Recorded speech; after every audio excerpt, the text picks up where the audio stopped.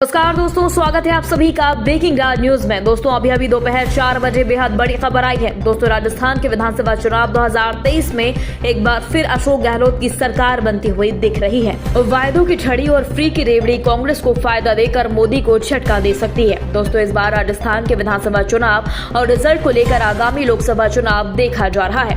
इस पूरे खेल पर देश की निगाहें अभी टिकी हुई है। हर कोई राजस्थान के मतदाताओं का मूड जानना चाहता है, क्योंकि वसुंधरा राजे की अनदेखी बीजेपी के लिए गले की हड्डी बन सकती है और यही कारण है कि देश और राजस्थान की जनता का मूड जानने को आतुर है। दोस्तों राजस्थान में जातीय फैक्टर भी हावी होता नजर आ रहा है। विधानसभा चुनाव मतदान से पहले टाइम्स नाउ, नवभारत और ईटीजी का ताजा सर्वे पेश हुआ।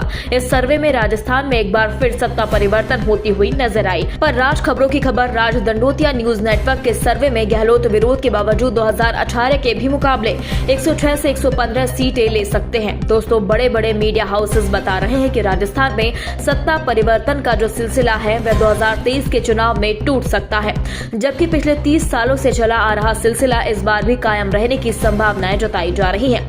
कहा तो यह भी जा रहा है कि अशोक गहलोत की गुटबाजी बीजेपी को खतरा लग रही है। दोस्तों राजस्थान के मारवाड़ अंचल में सर्वे पर नजर डाले तो वहां भी बीजेपी कांग्रेस पर भारी पड़ सकती है, पर जादूगर अशोक गहलोत का जादू भी चलता हुआ नजर आ रहा है। कांग्रेस और बीजेपी को लेकर लोग कभी हाँ तो कभी ना कह रहे हैं। दोस्तों हाँ ना के बीच राजस्थान के मारवाड़ अंचल में कुल 8 जिले आते हैं। इसमें बाड़मेर, जोधपुर, पाली, जालौर, जैसलमेर, सिरोही, अजमेर और नागौर शामिल है। मारवाड़ अंचल में कुल 61 विधानसभा सीटें आती हैं। इन 61 सीटों में से लोगों के रुझान की बात करें तो ताजा सर्वे के मुताबिक बीजेपी के खाते में 31 से 37 सीटें जा सकती हैं। कांग्रेस की झोली में 21 से 27 सीटें और अन्य के खाते में 1 से 5 सीटें आ रही हैं। यानी अगर आज मतदान हो तो बीजेपी कांग्रेस पर मजबूत स्थिति में है, पर यहाँ पर महिलाओं का रुझान गहलोत के साथ है, जो बहुत बड़ी बात है। दोस्तों सीएम अशोक गहलोत भी मारवाड़ अंचल से ही आते हैं। उनके गृह जिले जोधपुर में 10 विधानसभा सीटें हैं और सरदारपुर उनकी परंपरागत सीट रही। अशोक गहलोत तीसरी बार राजस्थान के मुख्यमंत्री हैं। मुख्यमंत्री रहते हुए उन्होंने कई अनूठी योजनाएं शुरू की जो देश भर में मिसाल रही, जिसको लेकर कांग्रेस के समर्थन में माहौल भी है। लेकिन कामकाज के बावजूद गहलोत सरकार को रिपीट नहीं करवा सके। उनको 2 बार मुख्यमंत्री रहने के बाद आगामी चुनाव में कांग्रेस की करारी हार का सामना करना पड़ रहा था। यही नहीं, चुनाव मतदान से पहले इस बार भी गहलोत सरकार ने नई अनूठी योजनाएं शुरू कर दी हैं। अब गारंटी पर गारंटी भी दी जा रही है, लेकिन ताजा सर्वे में गहलोत सरकार की वापसी की संभावना कम ही नजर आ रही है।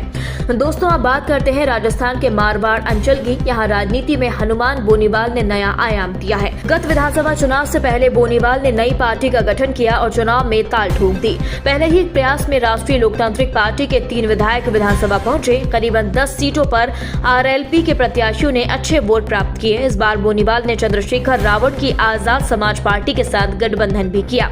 दोस्तों बोनीवाल जाट, गुर्जर और मुस्लिम वोटों पर पकड़ रखते हैं और रावत दलित वर्ग के बड़े एग्रेसिव नेता हैं। इस बार दोनों मिलकर कांग्रेस और बीजेपी को सबक सिखाने का दावा कर रहे हैं, लेकिन सर्वे के नतीजे बोनीवाल और रावत के पक्ष में नजर नहीं आए। दोनों को ही जनता ना करती हुई दिखाई दे रही है। जनता का मानना है कि बोनीवाल और चंद्रशेखर जनता के सेवक बनने के नाम पर जनता को लूटने का काम करते हैं, जो इस बार राजस्थान में नहीं होने दिया जाएगा।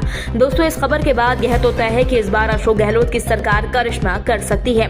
वहीं भाजपा भी सत्ता में नहीं थी, पर पहुंच भी सकती है। अब देखना होगा कि परिणाम आने के बाद सत्ता की चाबी किसके हाथ लगती है। दोस्तों इस खबर पर आपकी क्या राय है, कमेंट बॉक्स में हमें जल्दी बताएं।